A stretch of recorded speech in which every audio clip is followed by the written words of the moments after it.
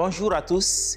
Sur fond de guerre tarifaire et un contexte mondial marqué par des crises multiformes, le président chinois Xi Jinping a entrepris des visites d'État qui l'ont conduit au Vietnam, au Cambodge et en Malaisie du 14 au 18 avril.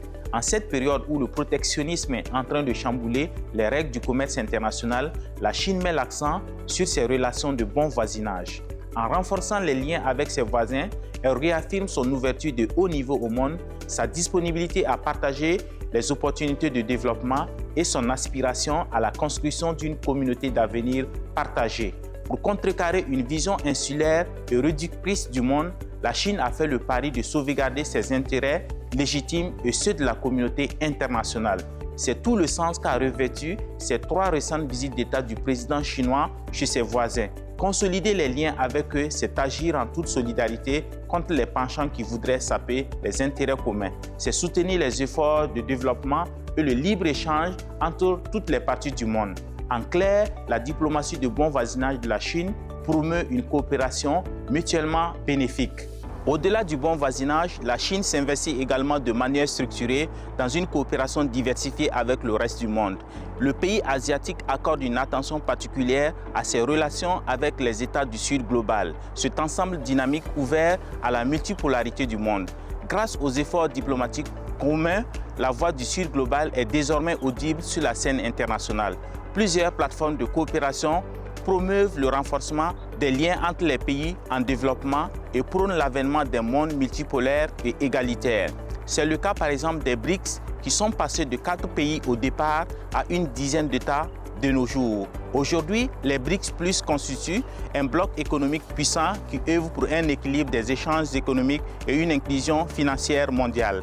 D'autres plateformes de coopération multilatérale comme le Forum sur la coopération Chine-Afrique, le Forum sur la coopération Chine-Pays arabes et le Forum sur la coopération Chine-États d'Amérique latine et des Caraïbes participent brillamment à la dynamisation des liens entre les membres du Sud global. En agissant dans une communauté de vision, ce vaste ensemble qui représente plus de 40% de l'économie mondiale et qui contribue à hauteur de 80% à la croissance mondiale est devenu un acteur incontournable pour promouvoir une gouvernance mondiale inclusive.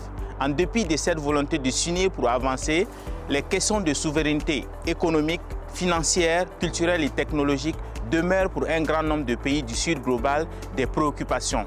Il faut donc, de l'avis du professeur Darwish Koudori de l'Université Le Havre-Normandie en France, une forte collaboration et des actions concrètes afin de relever ces défis. Plus que le Sud global, la Chine fait également la promotion d'une coopération internationale pour plus de connectivité. L'initiative La Ceinture et la Route, lancée en 2013 par la Chine, participe de cet élan de connecter toutes les parties du monde par les infrastructures et de faciliter les échanges commerciaux. De nos jours, plus de 150 pays et 30 organisations internationales ont adhéré à cette plateforme majeure. Le monde contemporain est en pleine mutation, charriant des vents contraires à une coopération apaisée. Le repli sur soi n'a jamais fait fortune à l'heure du village planétaire. Les conflits de toute nature continuent d'ensanglanter l'humanité, compromettant tout effort de cohabitation fraternelle entre les peuples. Les principes de la coopération internationale sont en train d'être remis en cause. Alors que le monde entier devrait être uni autour des défis communs que sont la paix, le développement, la lutte contre le changement climatique, les élans divisionnistes veulent tout compromettre.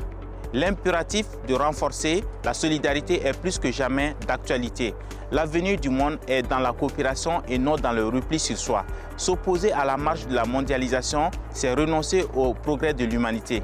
En dépit de toutes les divergences, le monde n'a jamais été interconnecté, les intérêts aussi imbriqués. C'est donc une nécessité absolue que d'agir ensemble dans un esprit de solidarité et de respect mutuel. Tous les pays, riches ou pauvres, sont obligés de se tenir la main pour bâtir la communauté d'avenir partagée. Personne n'est à l'abri dans un monde divisé où prévalent les intérêts partisans. Comme le souligne le professeur Isaac Bazue, fondateur de l'Institut Afrasie au Burkina Faso, il faut impérativement sortir des logiques dichotomiques, des hiérarchies hégémoniques pour tendre vers une horizontalité des rapports et un dialogue dans les relations internationales.